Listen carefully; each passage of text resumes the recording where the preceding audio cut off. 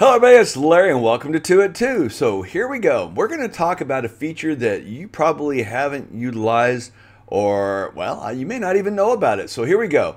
You go to DNA and go to matches. Well, Larry, I've always gone to matches. Yes, but have you mapped them? Map them? What are you talking about? Well, see here where it says list. Did you notice right here where it says map?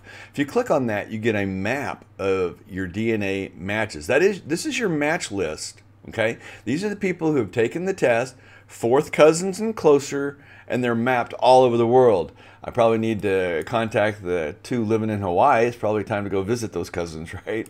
Anyway, so we have the cousins listed all over. Now, where this can be particularly useful, let's say that I've traced a family and I've gotten stuck, let's say in Kentucky, which this is a true story actually. It's in one of the prior videos in channel.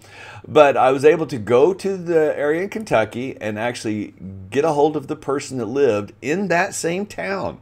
Now, they're obviously interested in genealogy because they've taken a DNA test. This isn't just people who have trees. These are people in your DNA match list that are fourth cousins or closer. These are your fourth cousins. And so they live in that town. I contacted them and they said, yes, our family's been here for hundreds of years. I'm not real familiar with the genealogy. I'm just getting into it myself. But I know that there's some family stories and stuff in the local library. A lot of counties used to do like history of the county and things like that. And people submitted stuff about their family. You have to take it with a grain of salt because people, obviously embellish their own family stories. But they're great stories and they were there. So they went to the courthouse and found what I needed and also to the library to get some of the family stuff and shared that with me. Thank you, Rick.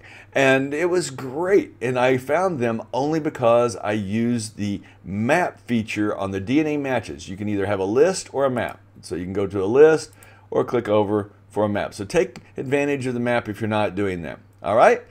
I hope you find this tip useful.